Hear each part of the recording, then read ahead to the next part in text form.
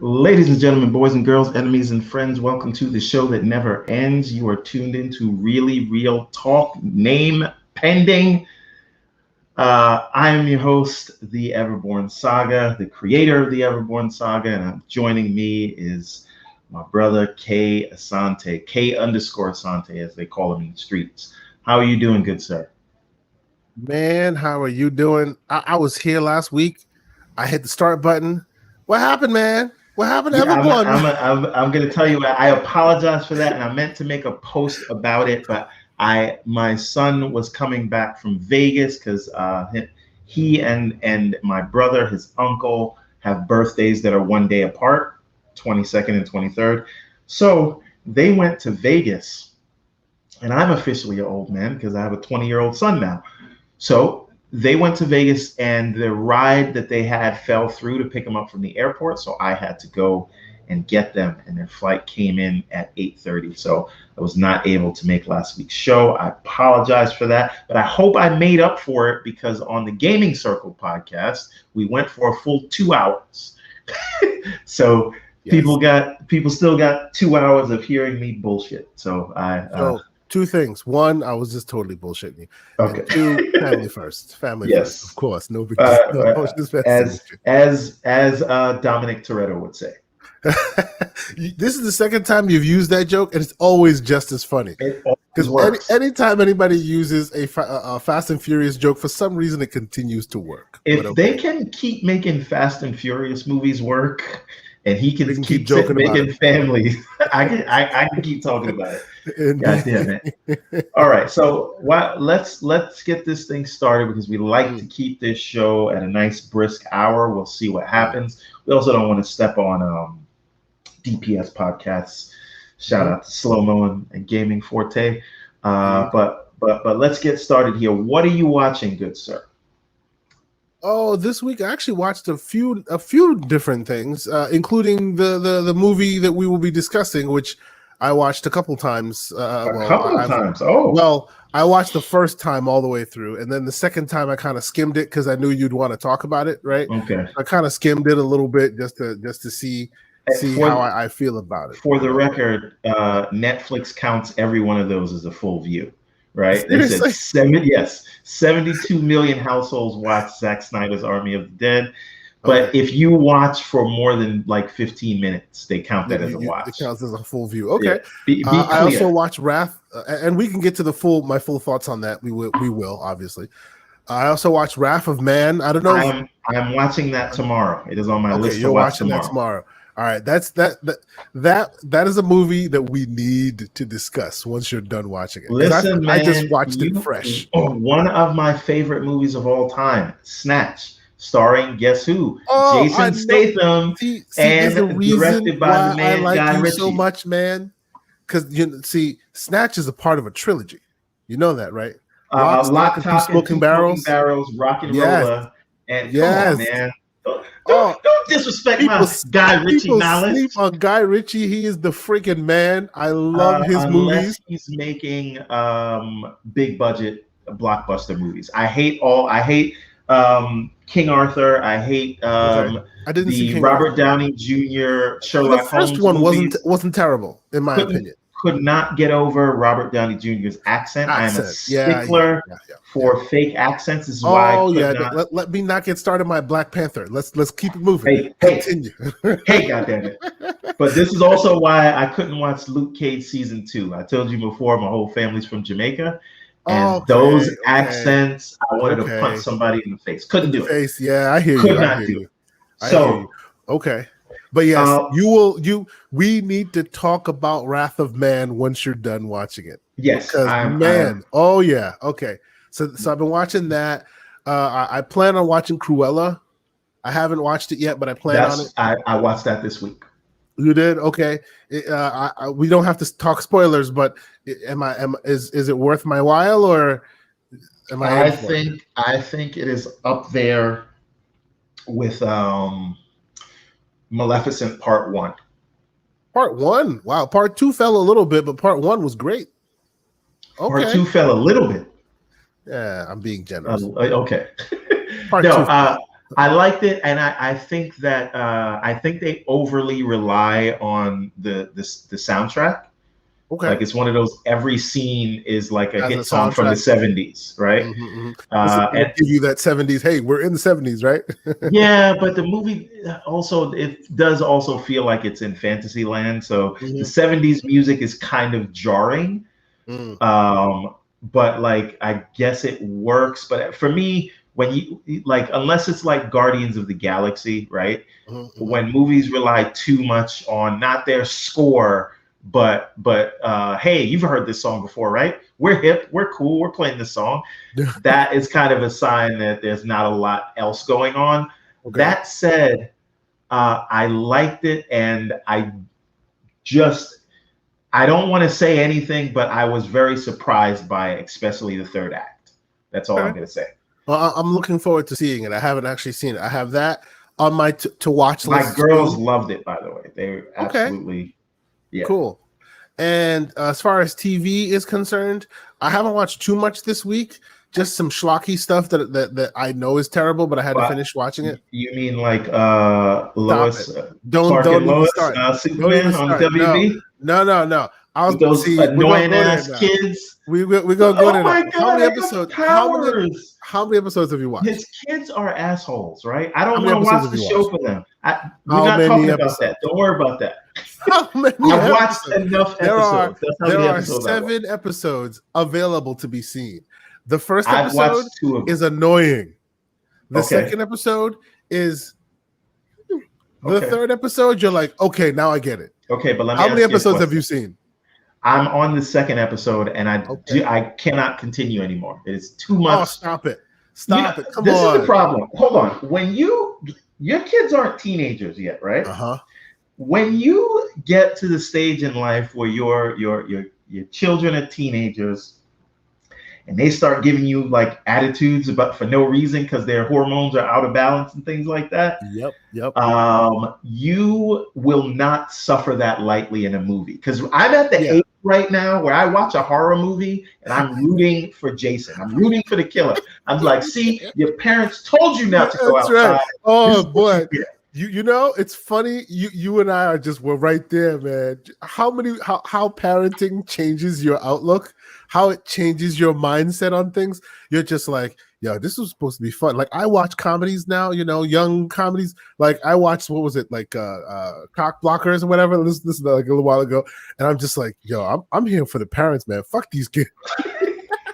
No, man, it's the worst. So that being said, I look at the children as the supervillains of that show. Yeah, the show itself is weird to me because it dips in and out of being a CW show at the strangest times, right? And this is like the thing that started all this, the Arrowverse. To me, the whole first season was like something that should have not been on the CW, right? It is not until the later seasons when it started to get like ridiculous, and then everything's a love triangle. It's good that you said that. I should preface it by saying that there are a few CW shows, I call them CW shows, that are there now, and they're in quotation marks because they're not technically CW shows.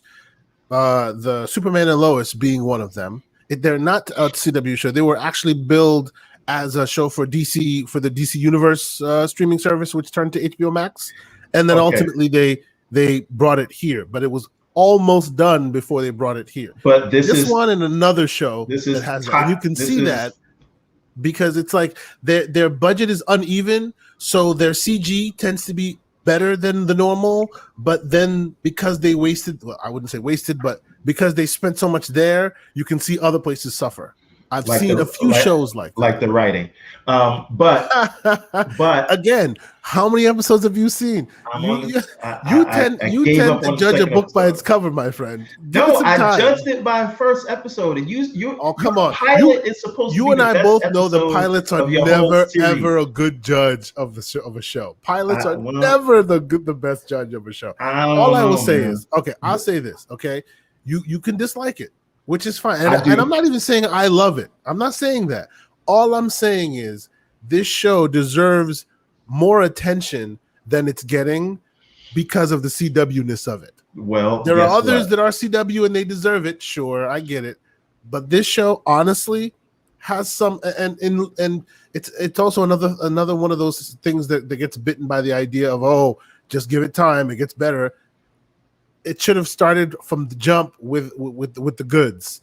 And Would be where I nice am in if it, you kept that same energy for the Bad Batch, but we're not going to talk about that. no, but that's exactly it. That's exactly my point. I am keeping that same energy because I'm telling you once again, this is one of those same situations where it gets good. I wish it would start off from jump that way. You know what I'm saying? But Okay. I honestly think because it didn't, folks won't give it the shot it deserves. It's better than Henry the station it's Cavill on. or Tyler Hoechlin?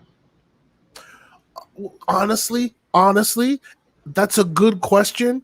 And once you watch this show, once you've given this show enough of its time that it deserves, there's room for both. There really is. And that's why I think this show deserves attention, because comparing Henry Cavill to Tyler is no comparison. Hoechlin, yes, is no comparison if you just see it on paper. But when you see it in action, you're like, yes, this guy deserves to wear that suit. It's actually pretty damn good. You know why? Henry Cavill looks the part, but Tyler Hoechlin plays the part because he's a better actor than Henry Cavill. Hoechlin he's also given like something to work with that no other Spider-Man, no other Superman has been given with. Like a normal life, like a real normal life, not that fakey Clark Kent, he's wearing glasses so nobody can pay attention to him stuff. This is some, like, I know what you saw was just a little, yes, you're right, angsty BS, completely right. Give it time. It's like a husband and wife working, trying to do their family thing, and he happens to be Superman as well, and they have to do it's quite different. If you're a Superman dude, this is new Superman material. Is the biggest Mary Sue in all. But that's exactly my point. Fiction, that is my point. Boring character. No, but that's exactly why you should watch this show. This is that's why I was like, you need to see this. Because listen. That is the reason why you should watch this show, because they have figured that out. They figured out that his skill set is stronger than any other skill set out there.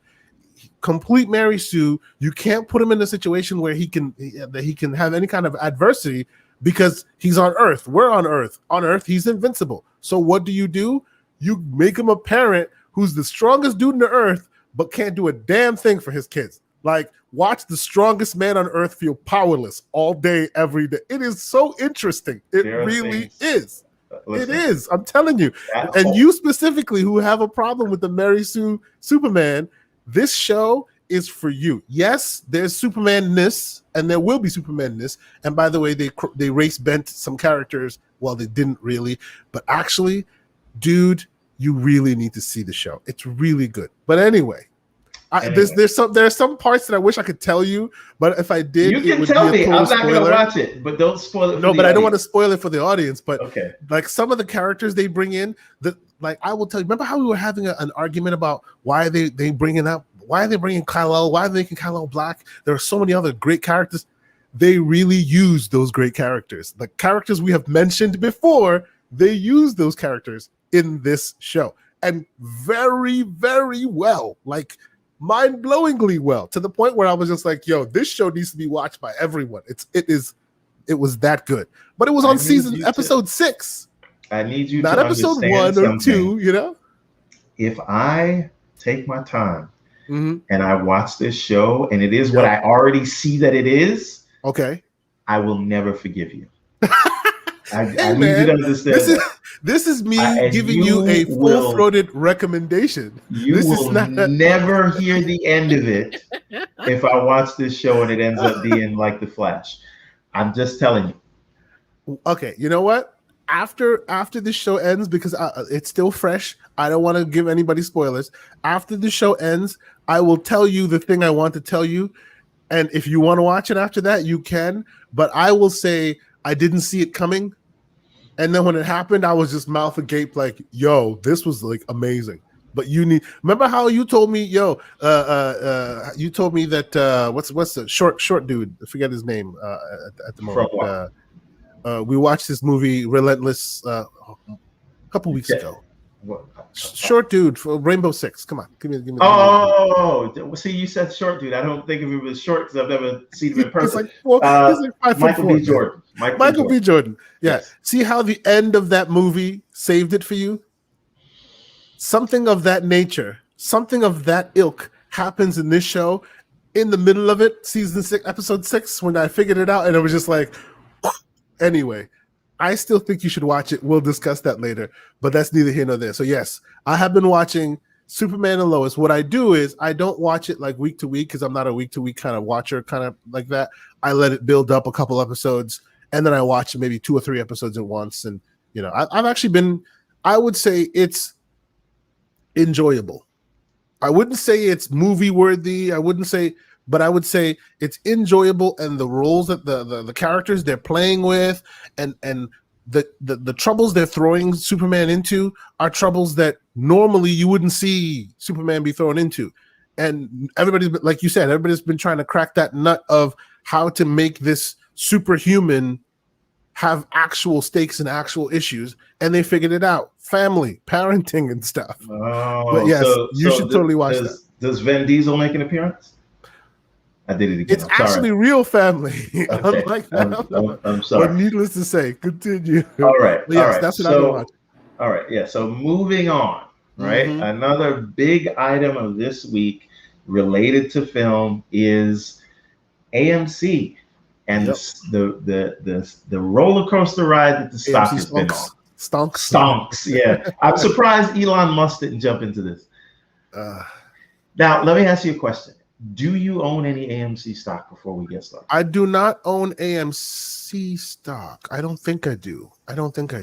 I'm being hesitant because I did own MoviePass stock.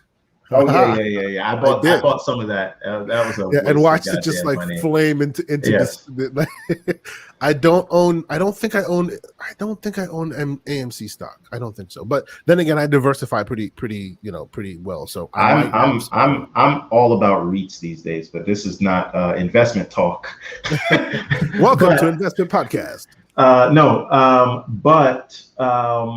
So I don't own any of this, and I know everybody's looking for the next. By the time you hear about it, it's too late to jump on it. Right. But it's not, because they were talking about this at the time of the GameStop, when the GameStop stuff was going on. Sure. And a lot of people had you been reading the Reddit links, you'd be fine. But now that you see it on CNN, it's a little too late. Right, because my thing is, I don't know what it ended at today. I know yesterday it was at like $50, $60. Mm-hmm. No way I'm buying it. Not now. No, not at $50, $60. And then watch it go up to $400, right? Oh yeah, then as soon as you buy it at like $350, it crashes like instantly.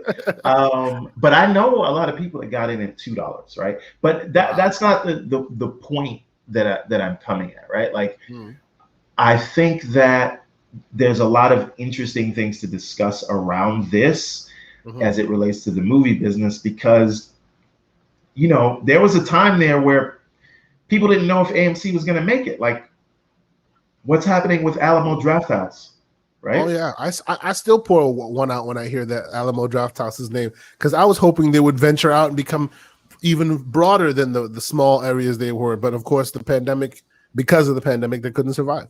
Yeah, and so the thing is, A Quiet Place came out this weekend. And it did really well. I think almost like 50 million for the It did well. It did well to the point where it seems like Hollywood is like, oh well, we thought that this was a genie we couldn't put back in the bottle. Looks like we can. I'm still not faithful. I kind of disagree with that, in that I feel like the Hollywood media sort of is looking for a win, right? Because the industry needs to, the movie theater business needs to do well in order to support the whole industry. Like, it's all connected, right? Of course. And so they are looking for positive stories wherever they can. And a lot of people are saying, movie theaters are back, everything's open. Go Yep. see it. Look at the AMC stock, which, by the way, I also find it hilarious that AMC was looking at the stock and was like, "Yeah, we're gonna sell off some shares at this high price to get some money, See, right?" but see, And they what just bought makes ArcLight, the ArcLight in yes they did, California. yes they did. But what makes this all caveated is all the while go to movies. It's getting better. It's all good. Did you read the thing about the Mission Impossible being canceled because of positive COVID? That's Tom Cruise is going to hurt don't pay somebody. attention to that conversation. Just go to the movies. It's all fine. No, Yeah. no, no, no. Okay. I want to know who the person is that brought that onto the set, and I want to be a fly on the wall when Tom Cruise, like They will somebody, never find that is man's going body. to get murdered. I hear he is worse than Jordan at his prime. Like that is Tom Cruise. But you Like know I what? hear he will tear you a new one, and righteously so, because man is 50 and still at the top of his game. And it must take a certain tyrant of a personality to keep that up. So I don't hate his game. Like keep moving.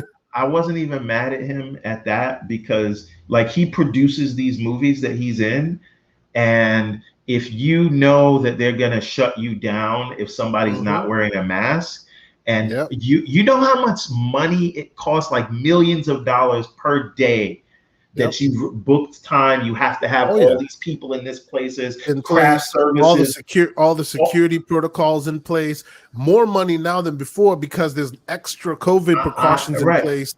I have always felt like location scouts and more importantly, casting directors, right? Mm-hmm. The people that find the schedules out of everyone that needs to be in a place at a time and gets them there.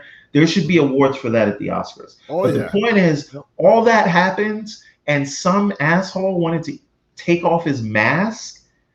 You know how much you are what they call fucking up the church's money, right? You can't do that. So like whoever it was that brought that onto the set, Jesus. Anyways, well, I will say I'm from Florida. I live in Florida now. And by that, I mean, I have no sympathy for people who take their masks off and get in trouble for it. I hope they find this dude out and they flog him for all I his just work. I want it on video. I want to see the Tom Cruise curse I want to out. see 5'2" Tom Cruise just like tar and feather this dude, just like right in front of the camera. And you know Tom Cruise, and this is the kind of sucky part about it. You know it's not going to be as simple as you're fired. Tom Cruise is going to be some shit like you'll never work again, which sucks, right? Oh yeah. So, but back to the movie industry, right? I don't know that it is back, and I think AMC and Cinemark and all these guys are on borrowed time. Oh yeah, I agree, 100%. Right? It actually it dovetails right into your GameStop conversation. GameStop, like the whole thing with the stonks with GameStop, it's just what started that whole idea was the few who love that experience going, we don't want to see this thing go. We're all going digital. If we continue going digital, our beloved GameStop is no longer going to be with us. Let's, rally the stock and get it there. Same thing is happening to movie theaters right now. This is like the last bastion. A short squeeze, as they call it, right? Yeah. Because a lot with games, this AMC's, because there's so many people shorting the stock and people wanted to sort of get back at them, and then everybody's riding the wave, and then everybody gets FOMO, and everybody jumps in. Here's the problem, though, right? Step back, big picture, right? When all of this scares me. I know they're like, okay, the little guy's making money, and I'm all for that, and I'm a little guy. I'm trying to make some myself. However, right, every time the market is completely disconnected from production, that is the canary in the coal mine of like a crash coming, right? We know GameStop stock was never worth $300, right? No. And maybe we can argue that we exposed that this was always fake, right? The whole speculation market or whatever, right? And like I said, the professionals do it all the time, and it's done legally. Let the Reddit I'm forum get into it. Why not? 1,000%, 1,000%. But what I'm saying is, when we see this kind of volatility, when we see the market going up past 34,000, right, the Dow Jones or whatever, when we look at things like this sort of push towards everyone thinking that like cryptocurrency is going to be the future. Look at Dogecoin, which was a joke, right? Literally something that was made. It was a literal joke, right? Yes, right. Yes. So that shows that all of this, all of this could just disappear, right? And like, do we need to be concerned, right? That there's another crash coming. And again, this is not financial talk. I'm just saying, if you look at GameStop, absolutely nothing to do with the company itself, price through the roof. AMC, same thing happening. We don't trust that movie theaters will be around. But there's a reason. There's a reason for it. Now, is it the canary in the coal mine that's forecasting an official big old crash? I'm just saying, maybe we're in the Roaring 20s again, and we remember what happened after the Roaring 20s. Let us preface this by saying, you should not take any legal advice from us. We are not. I have no idea what I'm talking about. We are in no way, shape, or form scheduled to give you any kind of advice. If you take my advice, throw your money out the window. It's about the same thing that you're doing. But what I will say is, from what we can tell, right, specifically with the GameStop stuff, when we can tell, it's like folks who are sick and tired, folks who miss the arcades, saying we don't want the arcades to die, so let's pick our favorite arcade brand and pick it up. Yeah, and it's not going to last, but for a short amount of time, hey, there we are. Same thing with the movie theater industry. Folks are like, this is terrible. We don't see, now we have day and date in on streaming services, which they're trying to pull back, but still, we have that. This is terrible. Movie theaters are going to go away. We're not going to let that happen. Let's prop them up. That's literally what's going on. But again, that's a nice headline. But what happened with GameStop worked, right? What happened with Dogecoin worked. What's happening with AMC what is your now? metrics on worked? What is your meaning? People got together in mass and just sort of. Well, but you can do that with anything. Like you can totally do that, but it won't last forever. Like the reason why GameStop is still around is not because of this whole scheme. The reason GameStop is still around is because they made a damn good deal with Microsoft at the beginning of this whole thing, and they're still earning the rewards. Remains to be seen how good that deal was for them. Exactly, but I guess my point of the matter when it comes to that is the whole let's rally and keep them around thing did nothing more than make a few people rich. And was a blimp on their financial radar. It's not because of this. We're still around. Shows that the people have they figured out the system, right? Oh yeah, of course. And the people could take it all down. 100%. And that's all. And that's all great. Yeah. But what happens when your 401k gets taken down? I mean, people. When it comes to that, I hear what you're saying, but as well as I do that, with the exception, the reason why this was such big news, right? The reason why this was such big news, in addition to what was achieved, is the fact that they were able to get so many different people to agree to do this. Yes, and the only reason why this would be dangerous is if we were like, I don't know, a totalitarian nation where everybody did exactly as they were told. Which luckily Americans are like cats, they're disparate. No two ones think the same. So the idea that they could really affect it at the 401k level, I'm saying if the market crashes, your 401k will, of course.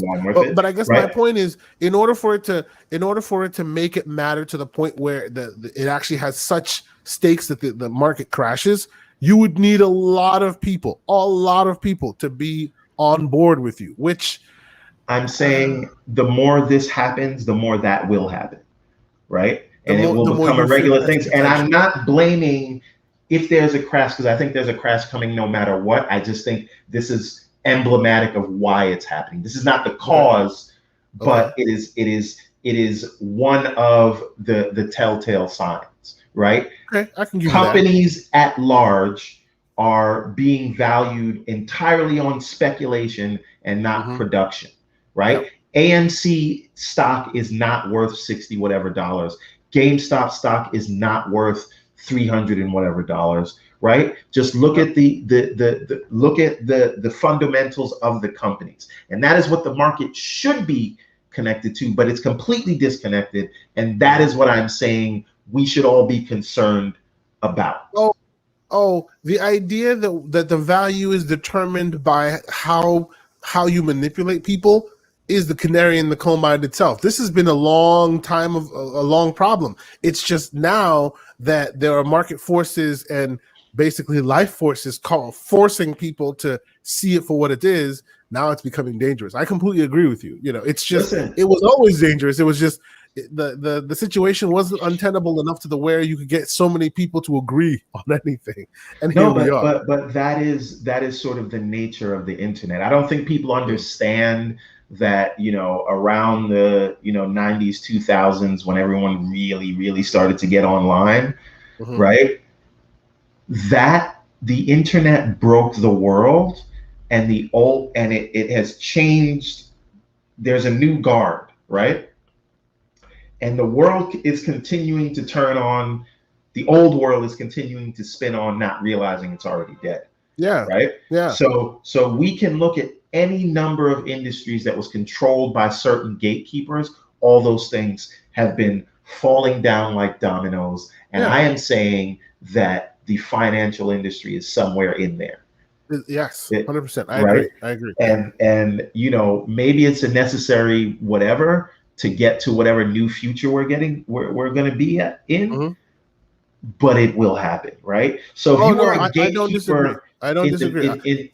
In the music industry, that does not matter anymore. If you are a gatekeeper in the news media, that really does not matter anymore, because people have direct voices. The music industry and like TV, for instance, like they have already started feeling those effects. They have already started feeling that, hey, we aren't what we thought we were. Remember back in the day when people were talking about, we're cutting the cord, and a bunch of cable companies were like, these are just, the numbers are just, 10% here, 4% there. Now it's ridiculously like. But this is what I'm saying. There's new, and again, some may argue like, okay, so sure, you stepped away from the Edisons and the Rothschilds and the whoever else is, and you just went over to the Bezoses and Zuckerbergs, right? So it took a while for the Bezos and Zuckerbergs to emerge between them, but to put this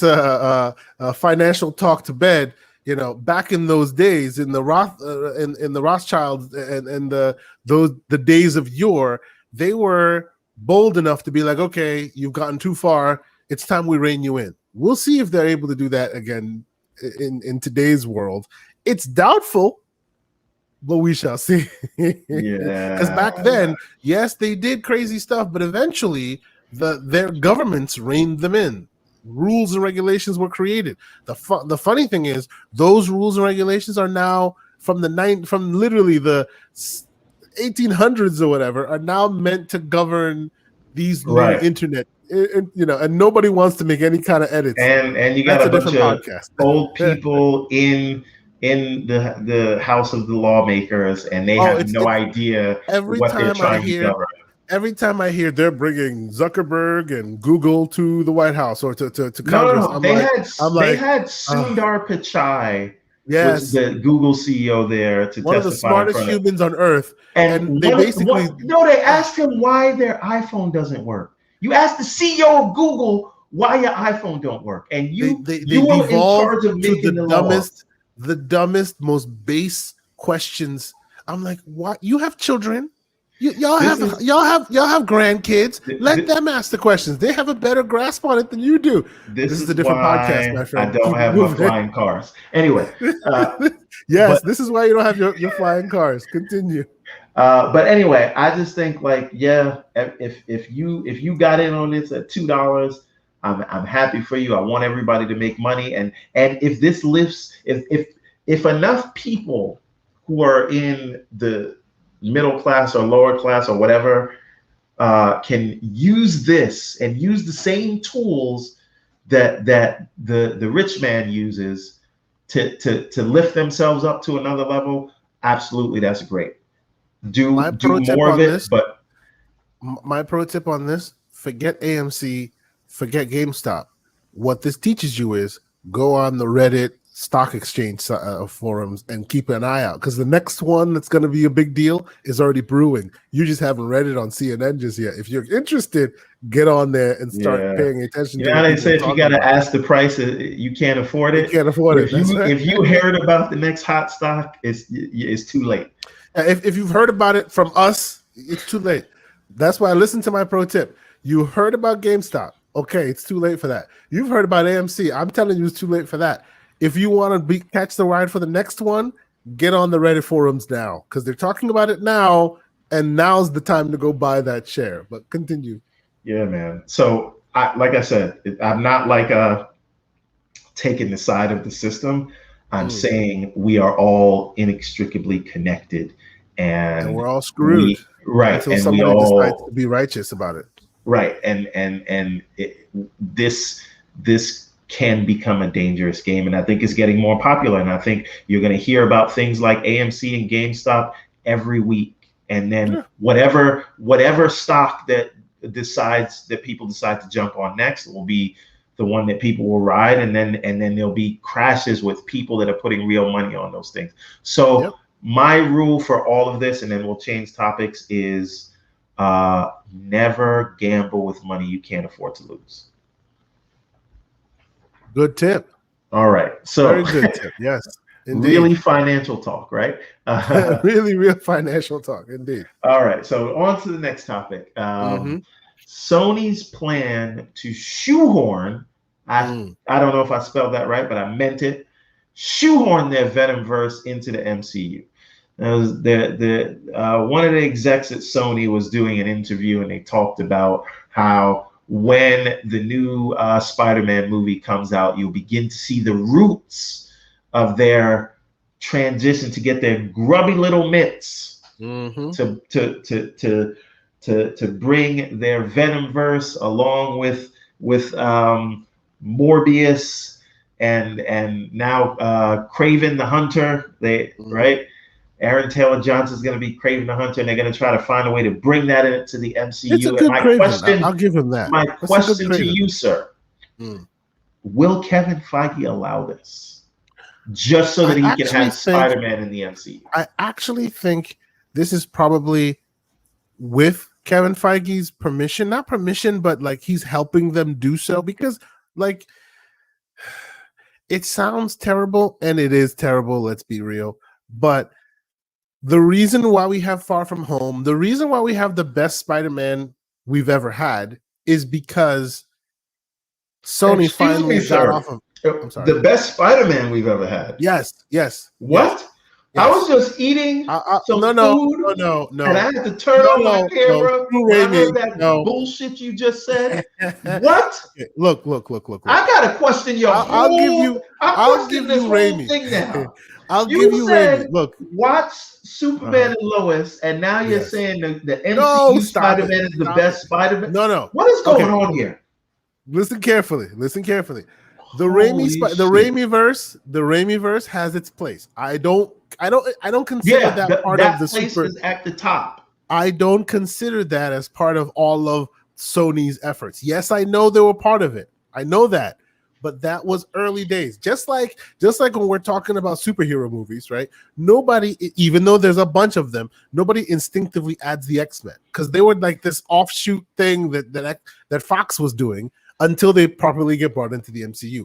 I don't think Raimi's Spider-Verse, and I loved Raimi's Spider-Verse, for the record. Doc Ock was great. I hate what they did with Jamie Foxx in the later one, but that's neither here nor there. But my point is, besides the Raimi verse, because that was a genuine film, right? And you can tell because Sony has been trying to recreate that ever since. They keep changing the actor. They keep changing the director. They've been trying to get that magic in the bottle ever since, until Feige went, okay, give me your ball. I will fix it for you. That's what they did. Raimi was not part of that equation. His time had come and gone. Even though, yes, it was great. I'm not denying that. But it had come and gone. And what was happening? The Garfield kerfluffles and the this and that. It was always lackluster. And I've watched all of them. I have enjoyed them for what they are. But none of them were at that caliber until Feige stepped in and went, okay, I'll help you with your situation. That's why Far From Home became what it became. Hold on. Christ compels you. Hold on. Pixel Slap is on here. What's he saying? The best Spider-Man is the debate itself. Personally, that's a debate in itself. Personally, I'm an old Spider-Man. Spider-Man spins a web like the spider can. Okay. That's right. And I watched the 80s, 70s show. Like, I go that far back. So I've seen them all. I'm not saying Raimi Spider-Man is not good. I'm saying it is. Oh my God! Have you seen the Mexican one? I have not seen the Mexican. That one's terrible. And then there's a Turkish one. Forget about it. I'm telling you. But no, seriously, I don't add Raimi into the mix. Just like I don't add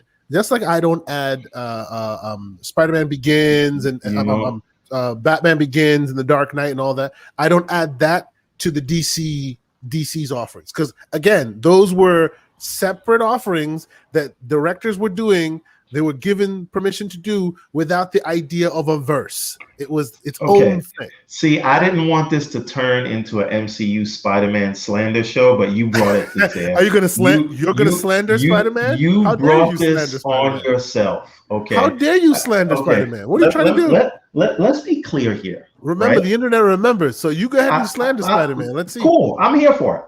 I'm taking any challenges. As a matter of fact, anybody who wants to talk about this, I will invite them on the show. Please speak on it. Now, let's see. What slander do you have for Spider-Man? So here's the thing about the MCU Spider-Man, who has to run after Tony Stark like it's Uncle Ben, who can't stand on his own, who is crying to Tony Stark for a suit and thinks he can't be Spider-Man unless he has. The whole point of Spider-Man is that he's the everyman on the street. He deals with everyday problems. So are you saying? Are you implying Feige's representation of Spider-Man, which, let's be honest here, Tom Holland is Feige's Spider-Man. Yes, Sony owns him and manages him, but everything you see in that character, Tom Holland's Spider-Man, is Feige's brainchild. Are you saying that Feige's brainchild is not as good as Raimi Spider-Man? That's exactly what I'm saying. That's 1,000% what I'm saying. Let me tell you something. I don't agree. I don't agree. And I won't go further. I won't go as far as saying one is better than the other. I will. I think, but that's you can definitely do that. But let me give you my opinion, and then you can go off. My opinion is Raimi's Spider-Man is a different Spider-Man. Why? Because if you've read the Spider-Man comics, which I'm sure you have, and a lot of people have as well, Spider-Man was, for a long time, the best representation of Spider-Man was an everyday boy, not a man. Yes, he's called Spider-Man, but how many of his comics, the most iconic comic books, are him dealing with high school / college, trying to get the girl? And that all depends on when you're reading. Because the Avengers stuff comes later. I'm not but talking about OG Spider-Man has always been. Oh, that's why Far From Home and all the other the MCU Spider-Mans worked so well, because he was a younger boy. Hard to disagree. I like Raimi Spider-Man, but he was a different dude. He was a college. It started in high school, but continue. But come on now. That dude was 35 years old playing a high school student. Get out of here. The point is, my Spider-Man is the one where he's married to Mary Jane, and they have their apartment, and she says, "Go get him tight." That's my Spider-Man. But that's because you've been watching the MCU. You've been watching Spider-Man. You've been reading the comic books for a long time. That's a continuation of the Spider-Man lineage. But they needed to rebuild Spider-Man for the visual audience. So starting with Raimi Spider-Man was a bit of a like, really? The audience wasn't mature at that point. They should have started with young, teenage, college, high school Spider-Man. That's the best representation of what the MCU is doing now. Now again, Spider-Man is the get it done on his own, has life problems, deals with them on his own. Right now, he is inextricably tied to Tony Stark. And when they don't have Tony Stark, they put Happy in there, right? His whole existence is just Tony Stark's little son, right? I don't disagree. That is ridiculous. If you want to get to the heart of what Spider-Man is, and let me tell you why that is. That is Kevin Feige's doing, because if you think about this debate they're having, Sony thinks Spider-Man is the biggest thing ever. They will never let him go, right? Of course. And what Kevin Feige, as a smart businessman and a smart producer, does not want to do is give people the impression that Spider-Man is bigger than the MCU. So the character in its inception, for business reasons, for negotiation they're having, has been downgraded to be a level below the characters in the MCU, right? He has to look up to them. He has to come to them to get permission for anything. And that is so that subconsciously, Kevin Feige can say, your character is not as big as our universe, right? Just so that they can continue to have leverage in that debate. And that business decision is a bit of a cynical. That's a bit of a cynical read of the situation. That is a fact. No, but sure, you could say that.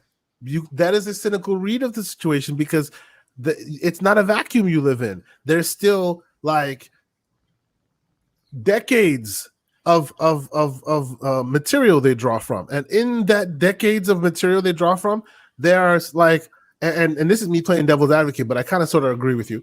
In the decades of material they draw from, you know that specifically when it comes to comic book fandom, they are vitriolic, right? You don't put the right mustache in place, mother effers is hunting you down. You know what I'm saying? So they're not skewing the story just to serve business needs, because if they were, there'd be blood in the streets from all these. Listen, Kevin Feige hold on. Smart man. It's true, but the stories themselves in the decades of material that they're coming from draws exactly that same material as well. You know, you could be right. I'm not saying you're not, but I am right. The reason why folks aren't up in arms about it is because if you look at Spider-Man, there are many stories where that is also the case, where he's young Spider-Man, where he's looking up to, and in certain instances it was the X-Men, in certain instances it was X-Force. There's been many scenarios in which this MCU type, he's a young man looking up to Tony Stark. It's not exactly Tony Stark, but in the past there have been many instances where he has had that similar relationship. I do see your point, though, because it is kind of self-serving, so they can use that to kind of keep Sony on a leash. And to be frank, I think that's a pretty shrewd move, because the MCU is bigger than Spider-Man. I'm sorry. He should be a part of the MCU, not bigger than the MCU, because in a perfect world, they're all under the same umbrella, and the Avengers are what governs them. It's not Spider-Man and the Avengers, it's the Avengers, how it always has been. I hear you. I'm saying Spider-Man should be big. Like, imagine if they made bigger than the Avengers. He is the biggest character Marvel has in the comics. Yes, he is. Full stop. Not even the debate. Batman and Spider-Man are the biggest superhero characters in all of everything. And if you tell me, imagine they made a Batman movie in the DCEU and he was running behind Superman and the Flash. I'm not even gonna say Superman, the Flash. He's running behind the Flash, looking to the Flash to say, "Can I have the biggest characters, the biggest?" There's no is it really though? They are the biggest superheroes ever to be created. Batman and Spider-Man. I think Most there's an argument to bankable. be made. Go ahead. Batman and Spider-Man. Batman and Spider-Man, the biggest. Okay, They've sold well, the all most right, comics. we'll get back to that one. They've sold the most comic books. Okay. They've sold the most merchandise, right? Their shows have done the best. It's only this MCU thing because of what Kevin Feige has created where you see it here. But Batman and Spider-Man are the most well-known and highest money-generating superheroes ever created, bigger than Superman and Wonder Woman. I won't argue with you, but I would love to pull some data on that because I've No never. problem. That's very interesting. I would love to Look it up. dig into the data on that. But continue. Yes. So my point is, yes, I get it. He is a part of a larger universe, but he still can stand on his own. And right now, he is living in the shadow of Tony Stark, and subconsciously in the metaverse, he is living in the shadow of the MCU as to say, you are not enough on your own. You need the MCU, and that is not Spider-Man. That's not Spider-Man. All that tech. He's Iron Man Jr. Sure. No argument from me. But and in a world where Sony governs Spider-Man movie ever made. I'm sorry? Homecoming is the most forgettable Spider-Man movie ever made. And I like that movie. And it was obviously better than Spider-Man 3 and whatever the two Garfield movies. But in a world where Sony owns Spider-Man and Marvel owns the rest, I like this setup. They are not to be I don't like they have tried on their own and effed it up too many times. And they just kept and other studios are smart about it. They screw up a character, they do a nice sleight of hand. Hey, here's a new character. This is a new IP, new movie. Check this out. And then when you forget that they screwed up the character, they bring him back. With Spider-Man, they just kept screwing him up and kept bringing him back, reminding you, remember we used a different character. Well, now he's a different actor. We're keeping it moving. Because they could not let the IP. And that is the real reason that people aren't complaining, because they know what the alternative is. If people knew that if Spider-Man didn't work in the MCU, right, and they knew that it would have to go back to Sony, that's the thing they're afraid of, so they don't complain about the Spider-Man they get in the MCU. But I suspect I'm with Pixel Slapper, and I'll go one step further. Not just the comics. I want that movie was one of the best comic book movies ever made. With Carl Urban, right? Ever made. If you've seen that, Stallone, watch it. Not Sylvester Stallone. Carl Urban. And there is a place for the Sylvester Stallone one. Don't get me wrong. There's a place for the Sylvester Stallone one. I liked that one too. But the Carl Urban one, and you have to watch. Here's an artifact of its time. You have to watch it in 3D with 3D glasses. You know, I know it's ridiculous. Yes. But when you watch it with the 3D glasses, when they do that special time, when they slow down time, when they're simulating how it feels like to take that drug on the movie, man, the visuals on that thing, the whole thing, brilliant. They need to have a Judge Dredd 2 with Carl Urban. They won't probably because the movie didn't make much money, but to me, that is the best comic book movie ever. And it was the perfect representation of Judge Dredd. I love how they did the movie because it was all contained into that one mega building. In that one building, yes. I think we need, honestly, I think we need more sort of lower budget superhero movies, because that's the ones that are creative, like the first Deadpool, Judge Dredd, things like that. Yeah. Because it allows people to take more chances, right? Yeah. But hold up, I won't let you get away with the Spider-Man talk. Okay, I won't let you get. There's nothing to debate. I said all facts. Everything I said was a fact. Look, let's get back to the point at hand here, because you were like, are they shoehorning? I don't think this is shoehorning.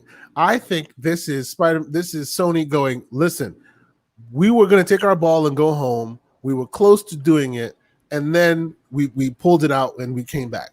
Moving forward, though, we want our own thing. So if you want us to play nice, Disney, help us set up our own thing, and then you'll have yours and we'll have ours. What I hope with a capital H that this happens at the end of it all is that Miles Morales becomes the MCU's Spider-Man or the Sony's Spider-Man, and then Tom Holland can be the MCU's Spider-Man. I would be totally okay with that. As long as he's not called Spider-Man, right? Yeah, we don't want to get into that's a different hill to die on. That is disrespect to the Miles Morales character. Different hill. Still calling him Spider-Man. The man can't get his own name, and he has to live in the shadow of Peter Parker forever. For anyone watching this is how you trigger everyone.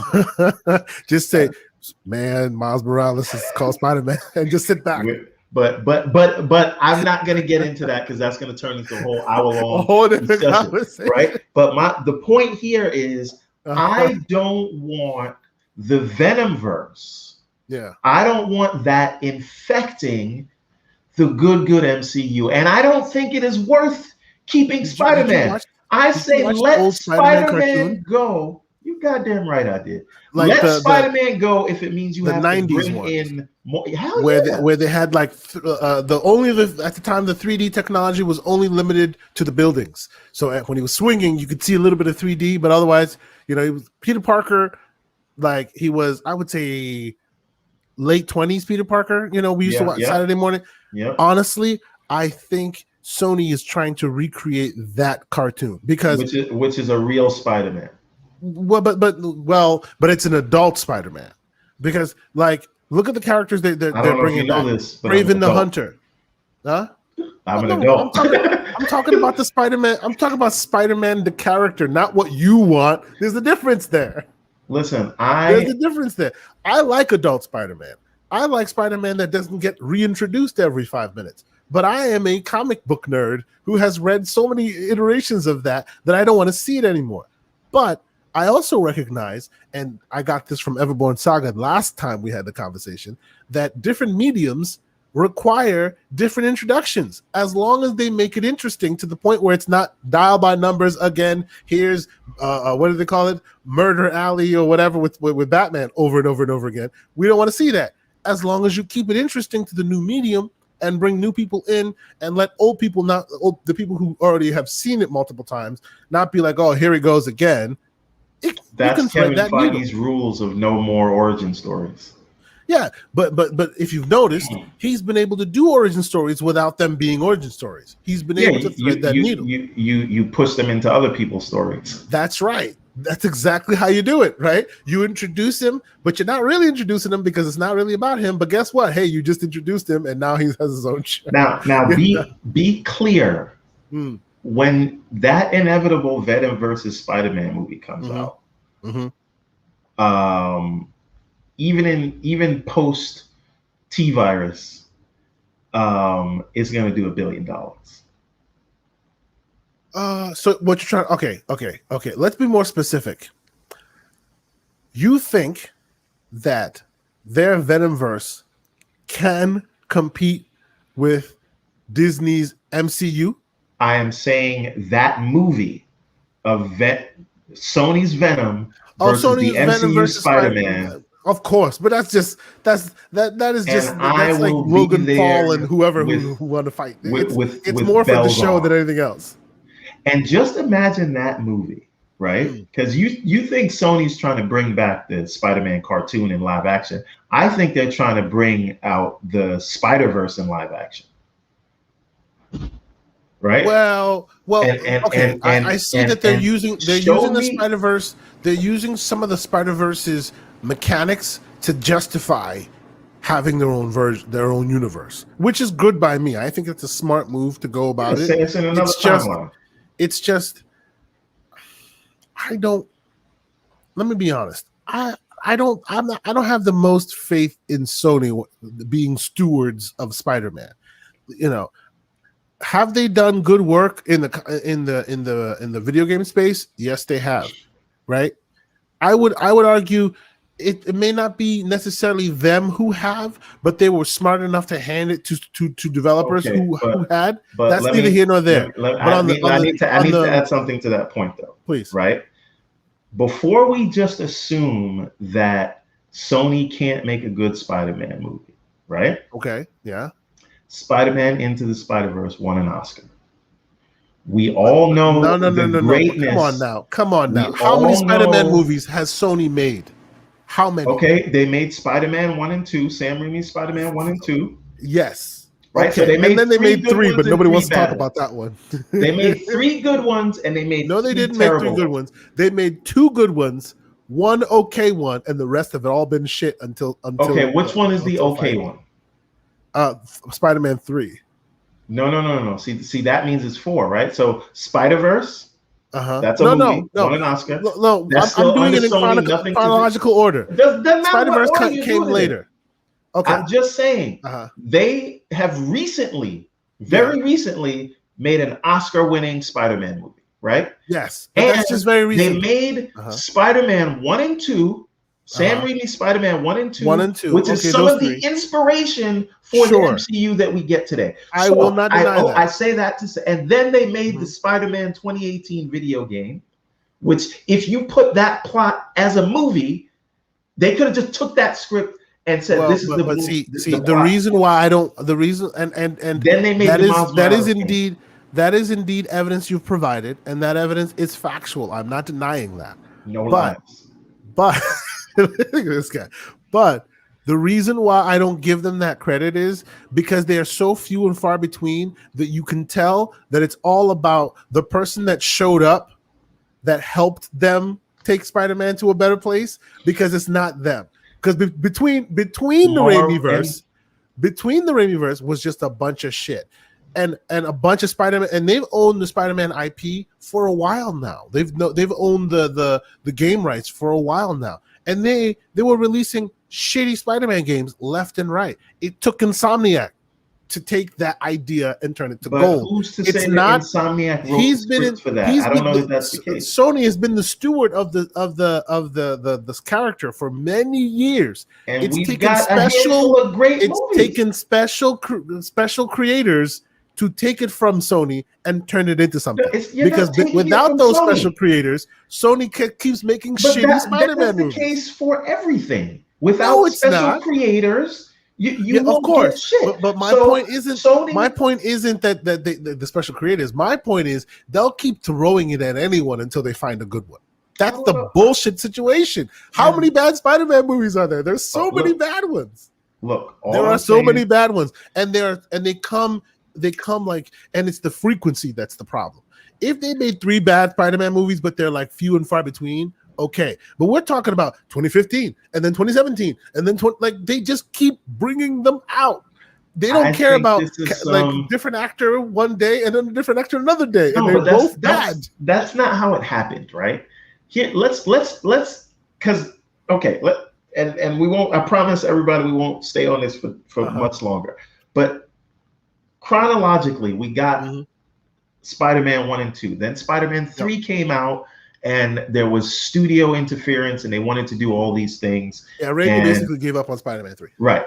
Now, but he didn't give up because they were in production, not shooting yet, but like pre-production of Spider-Man 4 when Sony said, we're pulling the plug on this version, and we're going to go in a new direction. And they were trying to build their Sinister Six thing and make that happen. And the Amazing Spider-Man, the first one with Andrew Garfield, that was an okay movie. It wasn't a bad movie, right? It wasn't terrible. It wasn't good, right? No. The terrible Spider-Man movies they've made are Sam Raimi's Spider-Man 3 and Amazing Spider-Man 2 with Jamie Foxx, right? Other than that, they've had an okay movie and 3 great movies. So my point is their track record is not as bad as people like to think, right? Now, we can talk about Venom. We can talk about how I have no faith in Morpheus. I have no idea what to think of this Craven movie that's coming out. Nothing against Aaron Taylor Johnson or whatever. What I'm saying is, if you look at the good Spider-Man output that they have done, it outweighs the bad. But that being said, they've had better Spider-Man outputs than bad Spider-Man outputs. Are you really sure about that? Yeah. You're counting the games too. I'm not counting the games. Okay. I am counting the recent games from Insomniac. Okay. Well, And, look, but again, let me just drive this whole thing home. My point is, I don't think it would be the worst thing. I think it is. I think we would be better off if Sony took back Spider-Man and didn't bring their Sinister Six anywhere near the MCU. I don't want it in there. I don't want them messing it up. So that is all I'm saying. And the final point to cap it all off. To be fair, I can't wear my Spider-Man costume anymore. My ball straps. All right. There you go. On that note, it is time to get off of this thing. But I do not support. I was going to retort, but I'll let that statement stand. That's it. I think that makes all right. Now, sir, down to the meat and potatoes. Yeah. Now, so Zack Snyder. You first. Army of the Dead. Okay. The best way for me to explain this is that I really enjoyed this movie right up until I didn't. How many minutes in before it turned to hate? It was the third act we're going to spoil this, by the way, if you haven't seen it. So just FYI, spoilers happening now. When his daughter left, his asshole daughter, and again, I say this as a parent, maybe if I was a teenager, I would look at this differently. But guess what? I'm going to be 40 this year. Yep. Listen, she leaves, and I believe she got everybody killed. Right? I think if they weren't wasting that time standing by the elevator looking for her, that they could have gotten out of there. Right? Okay. So that's that thing. So everything up until that point was fine with you. Once you hit that point, you were just like, screw this. I was going with the flow. A lot of things didn't make sense, but I'm like, you know what? I like this in the way that I like Fast and Furious movies. It's dumb, but it's entertaining. Right? Now, I think Zack Snyder made some interesting to watch characters, not necessarily interesting as in I want to dissect and think about them, but screen presence, I think they were different enough. It reminded me a lot of Dawn of the Dead, which is kind of his breakout movie. And on that note, I was fine. But his daughter leaves to find a woman that has been here with zombies for over a week. You've seen how they just kill people like this. And you run off knowing that your father is going to come look for you, and that will get everyone killed. So you basically said, fuck everybody. I'm going to get everybody killed. I have no way of getting out of here. I have one gun with one clip of bullets for a city or an army, as it were, of zombies. Right? And somehow we're going to forget about the plot armor that allowed her to even find out where that was. Right? Because at no point did anyone tell her where she would have to go. She just went to a straight up hotel. Right? Yep. So we'll ignore that for just a moment. Right? Now, she goes there. They have to go find her. What was her plan? If it's so important to find her friend, what was her plan to find her, to get away with her friend? Or did she just go there to see her because she wanted to die with her? How did she think that was going to go? Or did she know? Did she know that all the zombies wouldn't be there and that they would come and kill the whole crew that got her there? So let me ask you this question. This is where you got hung up? Yes.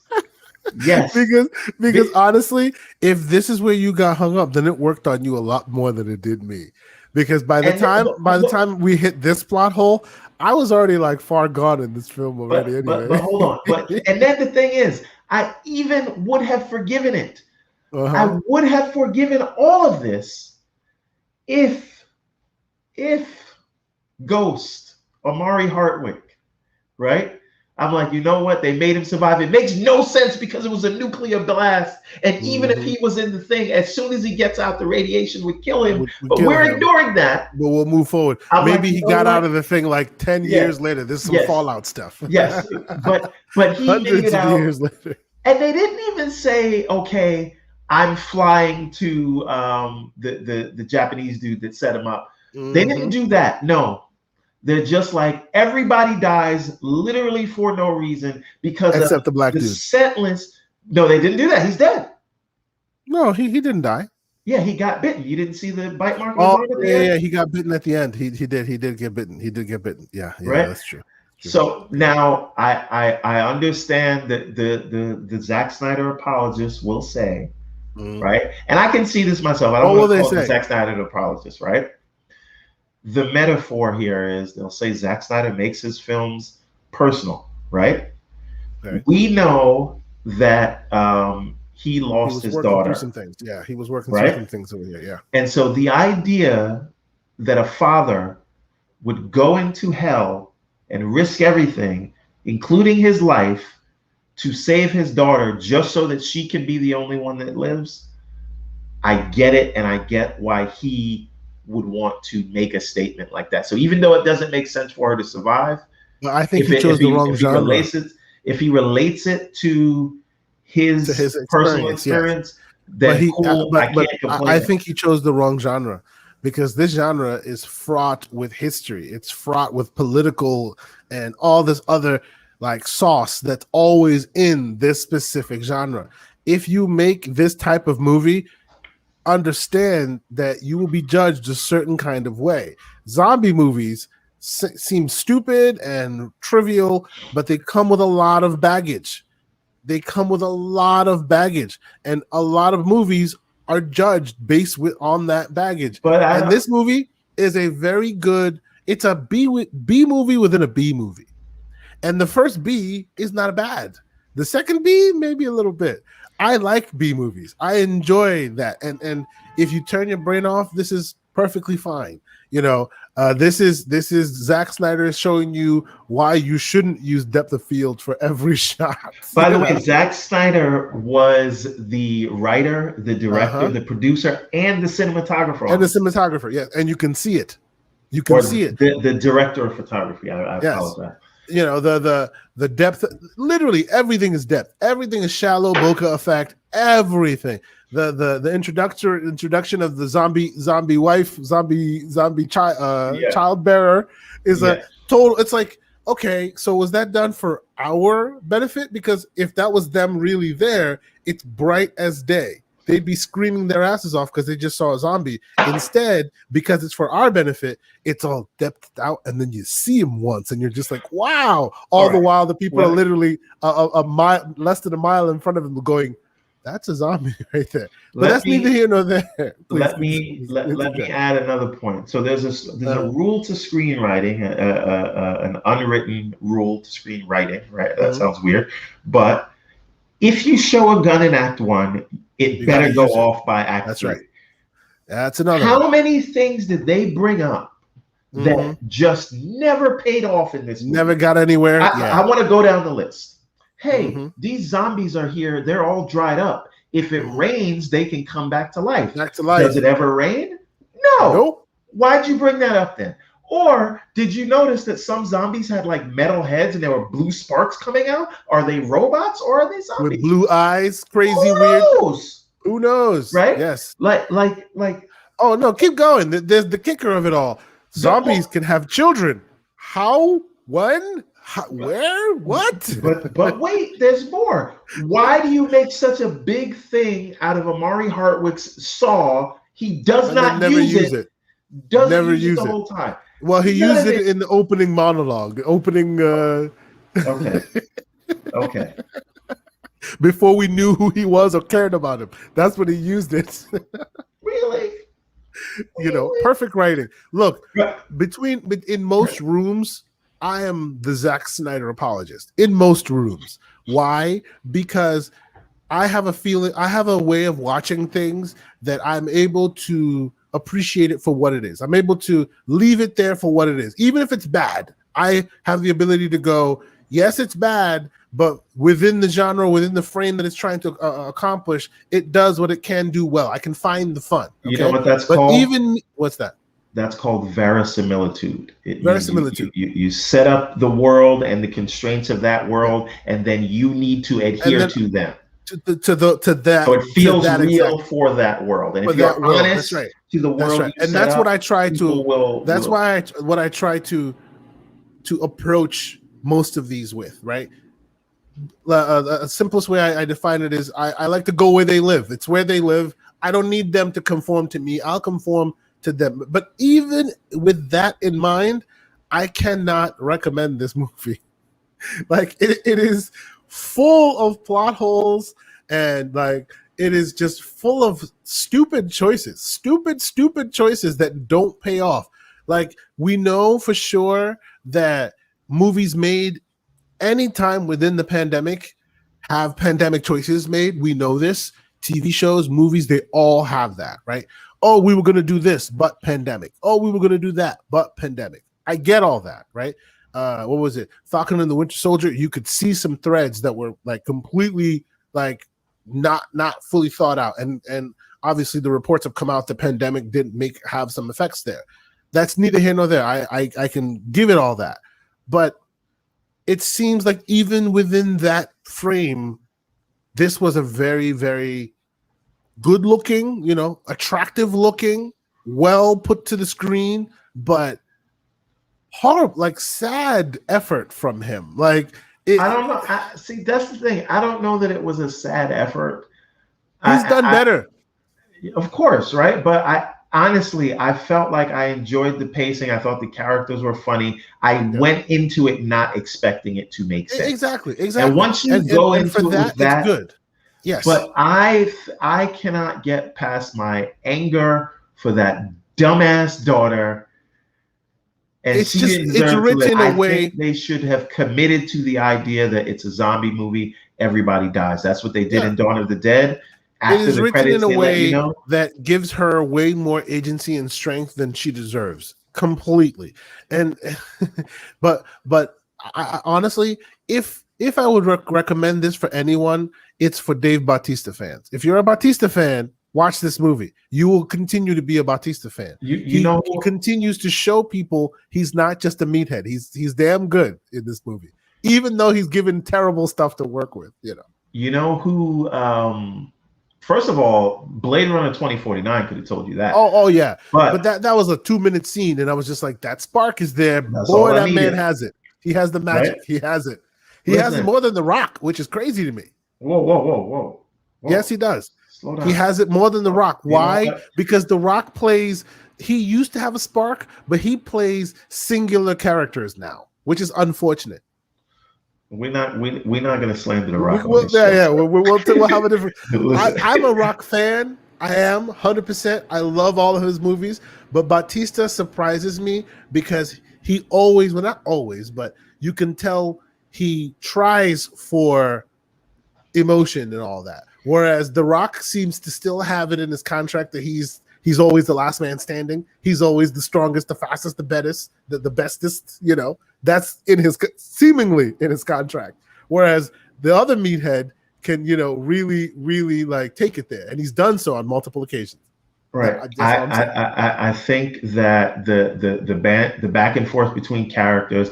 I also think that Zack Snyder is really good at creating female heroines, right? Like the chick who died first because she got set up. Yes. Amazing. Awesome. I was rooting for her. They should have, if she was the one to survive at the end, I would have been like, all right. But that dumbass daughter, right? By the way, fun fact, the pilot, right? Yeah. Was totally digitally added later? Yeah, yes. Yep. Digitally added. And I love her too. She always plays the same character in every show, but I still love her for what she played. No. She was great. The chick that died first, I can't remember anyone's name in this movie, but she also was worthy. Also great. And it was also so stupid how apparently Batista's girlfriend or love interest just got a neck snap like that for no reason. because they decided let's have a conversation right in front of the elevator when we did. See, I hate it when movies make Hold you on. smart, the Let me smartest stop you person right in every there. room. Zardoz. Wow, that's so You know old. what? I I was appreciate you, like, sir, for bringing that up. I I have was not like, seen that since I was a child. yeah, I was about to say, I was like 10, 11 when I saw. Hey, I I had turned sorry. 41 this year. I I'm had to just saying. bring that up. I apologize. Yes. No, But it's a good digression. It's a very good. Haven't heard that name in for a longest time. Oh man, but no, I wouldn't say this movie is devoid of it's watchable. It is watchable. It's just this genre comes with a lot of baggage. You don't just make a goofy movie in this genre. You must understand that. You, Zack Snyder, a man who is at that level of notoriety as a director that people watch, you would I don't know if he thought that this was an entry that was worthy of that genre, or he was just like, fuck it, I'm just having fun. You know. no, I do think he did, but I think this also goes to show you that you can't go full Zack Snyder, I love when right? people do that. You can't You go can't, full Snyder. You got to pull right? it back a little. But again, you can tell this is a movie that he wanted to make, Mm, and you can tell, and obviously his name's he took ownership of every of part of it, every piece of the and puzzle, I yeah. respect that. And honestly, again, I will say I think I am just more mad at the daughter getting Batista and everybody killed than I am at the movie itself, And because supposedly the I digital think, edits cost millions of dollars that yeah, they had to yeah. do. It was like out of their own pocket, but they still did it anyway. Crazy. I'm sorry. Continue. But to me, like Mhm. if I can get out of my own, you know, um, the fact that I would have had Batista kill the daughter. Um, You would have been like, I killed the wife. Only right that I continue the tradition. yes, she's too stupid to survive. She's too She stupid to brings survive. nothing to her humanity, right? That's I great. would have, but more seriously, like I really feel like if you can understand that it's not going, it doesn't make sense. It's not supposed to make sense. Mm, Then I think there's a lot there to enjoy. I mm. think it could have been tightened up, yes, right? Because it's just so much. And this is also again, we joked Two and a about half going hours. full Snyder. Like there needs to be someone the same way you need to tell George Lucas to like, hey, Rating it in. yes, right? Zack Snyder makes movies for hundreds and hundreds of millions of dollars, and he'll sort of get caught on, I want to put all these things in there. This is supposed to be an epic. It'll be Mm. 4 hours if you let me. But Netflix is not in that business. Netflix is in the business of, hey, we got the money. It'll be a big headline. Put it Yeah, out. why Who gives not? a shit? Why not? And And you and know and, what? and you should. I Honestly, though, respect an I don't. artist that Uh-huh. will get their full vision like that, whatever that vision Yeah. is. Look, I'm sick and tired of cable like defining terms. Cable is a remnant of the past. It doesn't determine whether a movie is 2 hours, 4 hours, 6 hours, whatever. Movies used to be determined based on the subject matter. I'm okay with Snyder making 4 hour movies. You know, when people lost their minds about the Snyder version of Justice League being so long. I like the idea of, hey, this is what he wanted to make, and he's making it. We'll judge you based on that, but it shouldn't be automatically judged based on, oh, it's 4 hours, so that's a black mark. There are 4 hour movies that go by like that. I thoroughly enjoyed it. And then there are 2 hour or an hour and a half films that I can barely sit through. It should not be that we live in this world where that arbitrary metric is used all the time because that's how it's always been. We are not Yeah. living in that analog world anymore.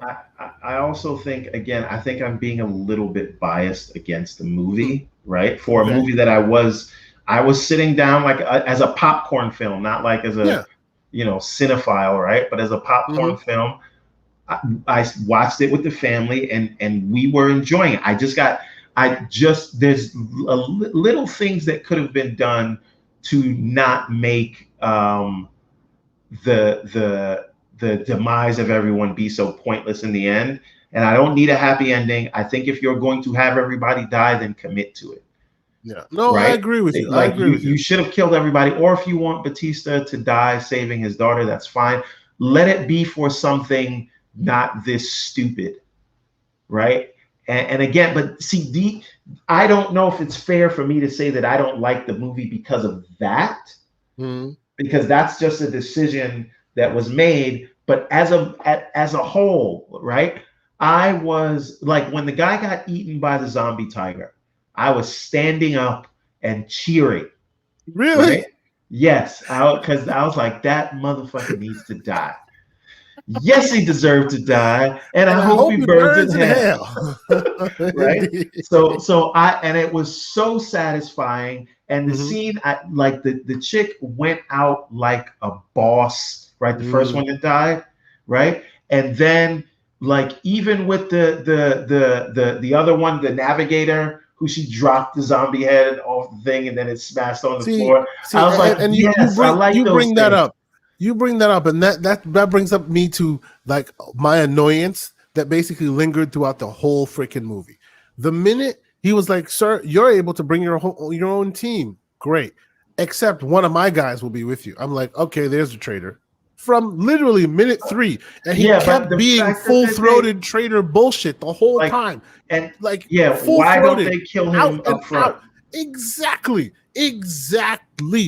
Out, not even hiding it, not even being kind of, oh, nobody saw him being shady. No, he is shady in the front, not even shady in the back, shady all day, every day. And he still somehow like got all the way to the end of it. Like, and they've already acknowledged that there's literally no laws inside of that zone, so they could kill him. Like, get rid of that asshole. Just like they got rid of the other one who was like who was messing with the what the heck? I'm losing my words. With all the folks that were literally like stationed right in front of the zombie outbreak. We also need to use them as a sacrificial lamb. I get that. That made sense to me. But we also need to be clear though. Like no one trusted him from the rip, right? Listen, no, hold on a second. The pilot said right in front of him, we should get rid of him, right? Okay. The chick that he set up said, I'm going to go behind you because I don't trust you. He never fooled anyone after that.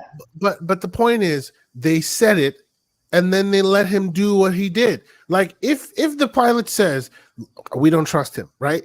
And there's already been like out and out visual animosity that he's around or whatever, keep an eye on the motherfucker. Don't let him sit, like, basically kill one of your people off without anybody seeing it. That's insane. Yeah, we don't trust that guy. All right, let's keep it moving. Come on now. What? Basically, you basically told the audience, this is our antagonist, this is our enemy. Keep an eye on him at the beginning of the film. And then like you, the person in the movie, kept it moving and watched it and let the audience watch as he kept doing stupid shit after stupid shit after stupid shit, literally putting roadblocks in every path, even though you had called it out from jump and did nothing about it and continued to do nothing about it. Ridiculous. And there's things that you could have done there to say, like, there's a reason we can't kill him, but they didn't even do that, right? Right? You could have said, like, we're watching it and you need me to get in or do something, so we can't, whatever. Like, we need your eyeball or something, right? But there was just some decisions you just like. Let me ask you another question, right? He locked the gate, right? And that caused them to have to use the saw to cut through the wall. But here, let me ask you a question. Why not just cut the gate? And you could have went straight up instead of waiting and letting them come here and kill you. But the movie is full of those question marks. It's full of blatant, like, I don't want to be the smartest person watching this film. Yeah, if I realize I am, that means you're a dumb filmmaker. You didn't write it right. You didn't, why am I the one going, come on, movie, catch up? That's ridiculous. But, and again, I think that you maybe shouldn't give one person all that, right? No one man should Like have all this power. no one knows Zack Snyder as Hmm. a prolific screenwriter, right? Yeah, yeah. So how about you get a writer there, and then you let Zack Snyder like be the DP and the director and all those things. But again, that's Well, kind but of you it. know what? We won't know for sure, but I suspect what Disney wanted this movie to do, it has done. It really Netflix. did. Well, Of I'm course it sorry, is. Disney. Yeah, Netflix. You know, it We're really talking did. about It it really now, was. and Yeah, it was 72 the talk million of the people watched town it. for so many people. That's right. You know, it did exactly just like when Bright came out and people were like, "Oh, this Will Smith, the first Will Smith movie that sucks." I'm like, it doesn't suck. Is it a Netflix movie? It also Sure, wasn't the first Will but it Smith also movie did that sucked. exactly what it was supposed to do. But Huh? we're not ready to have that. I said it wasn't the What? first Will Smith movie that sucked, but Oh no, we're, no, yeah, it was definitely not the first Will Smith movie that sucked. No, I don't disagree at all. There are many Will Smith movies that suck. I'm talking like monetarily. They were like, had this come to the theaters, this would have been the first vehicle that really tanked. I don't know about that. I actually think that much like the same conversations we have in the gaming space, depending on the company and their business model, I think that certain these things work for them. I keep saying Disney, Netflix. This works for them. They want that big boom. You know, hey, a bunch of people watch it. You know, and then as soon as you watch it, it may not have been the greatest thing on earth, but it pulled the trigger. 72. How many millions of people watched the thing? 72 million families. 72 million people watched it. You know, that is a good number for a movie, even if it was a theater release. You know, so Absolutely, 100%. And listen, yeah. like I said, once I get out of my feelings, I think it is enjoyable. But I want to leave it there because we went on a lot longer than we went wanted on longer to. than we should, as we but do. now, what are you planning on watching this week? I know what I'm watching. What's on your radar? So as you know, every Friday we do our movie night thing. So this Friday we are doing The Conjuring 3, of course, on HBO Max, and we're doing Man of Wrath. Oh yeah. We need to have that Man of Wrath conversation. I did. Yeah, I've seen Man of Wrath. Yes. We will be discussing both those things next week. Okay. Well, I hope you're into horror. Yeah. And you know what I may also do? The new entry in the Saw series with Chris Rock. Yes. Okay. I will tell you, I may not do that because I'm not a Saw kind of person. Okay. But I will be there for the conversation because I will do my due diligence. But let's just so you know, I'm not a Saw kind of person. I've never been a Saw person. Well, from what I hear, this is Saw the first adjacent. Saw, it's in the universe, but the first Saw was a great movie, and I always am a sucker for those movies that can keep you entertained in a single room. But they just rode that till the wheels fell off. Yeah. But I'm hearing this was Chris Rock's creation, his idea. He put the whole thing together, which is why I'm interested to see it. But listen, it doesn't matter what universe this takes place in. This is a Samuel L. Jackson and Chris Rock movie. Yeah, I am watching that's all you need to say. I'll probably watch it just for that. You know, right? I'll be the first one to tell you I'm a Sam L. Jackson stan. If he makes it, I watch it, even if it's the crappiest, like B-est of B movies. I love them all. Like, Sam Jackson's the bomb. So, but this is what I'm saying. Like, that was enough. You're just adding genre salt on top of it. Sure, I was watching it for that anyway. But I'm also a big. I'll tell you what I'm watching this week. One new one and two old ones. Okay. New one that I want to watch, Cruella. I might watch that. Talked about that earlier. We watched that next week. We'll discuss it. Yeah, we will definitely discuss that because I want to watch that next week. But the old ones that I'm trying to watch is that I'm trying to get my wife is not the biggest movie buff, so she didn't catch a lot of the either TV or movie, more movie than TV, but she didn't catch a lot of the cultural touchstones of its time. One second, I think Pixel's getting out of here, so I want to thank you, Pixel, for sticking. Please, Pixel, yes, we appreciate you for sticking with us. Thank you so much. Hopefully, you join us next time. So every Thursday at 8. Indeed. So the movies we're watching now, the next things I'm trying to, so from time to time I push movies on, hey, we should watch this, we should watch that. You know, the next movies I'm trying to watch, The Last Dragon. Ooh. That's right. And I met Ty Mack at Comic-Con. Did you? Yes. Wow. Now that tell me you took a picture. That's great. I took a picture of him with my brother. My brother is That's like great. the world's biggest Last Dragon fan. Oh, I'm probably the second world's biggest. Yeah. So who's the master? Who's the master? He catches bullets with his teeth.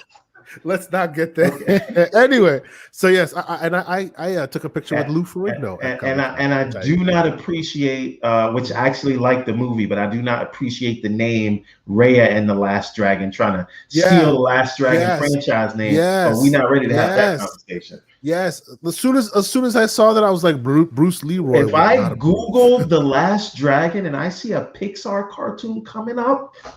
There needs to be a resurgence in bringing The Last Dragon back into the zeitgeist. It would be huge. It could be huge. It could be a whole.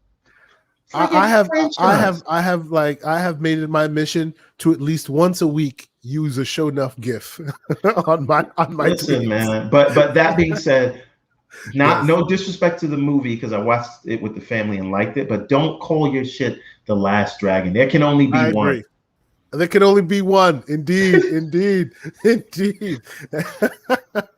the Highlander. I like what you did there. But anyway. Sure. So that and The Golden Child is what I'll be watching. And we don't need to speak of The Golden Child. I want the knife. All right. That's right. All right. So tell the fine folks where they can find you, sir. Yes. We appreciate y'all joining. We appreciate y'all and sticking with us. You know, Pixel Slapper, we appreciate you, man. Thank you so much. You can find me on Twitter, K_Asante. And on Saturdays, you can also catch us doing, and actually you will see the updates on my Twitter, K_Asante, or actually Everborn's as well. On Saturday, you can catch us and the Gaming Circle podcast. Also, try to keep it an hour. We've been failing horribly as of the last. We're talking about E3 this week and the controversy with God of War. Yes. There's no way that's going to last an hour. Yes, the topic will just be E3, and we'll just start there. And 2 hours later, we'll see how much is left. E3 and hypocrisy. But sorry, I apologize. That's a good one. E3 and hypocrisy. That's a good one. I might think about that one. But yes, please join us if you like game talk or just the banter of two fools just smacking each other with words. Come join us, and we enjoy having this weekly discussion.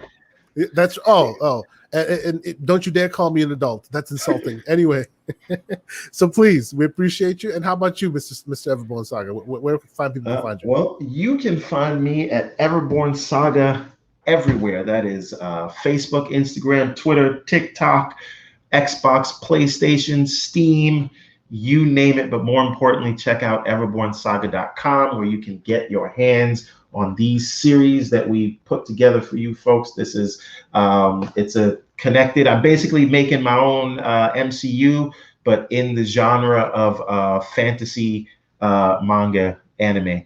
So check us out. We've got up to Prince of Arcadia chapter 3, and Ariel's Adventure will be coming out in the next week or so.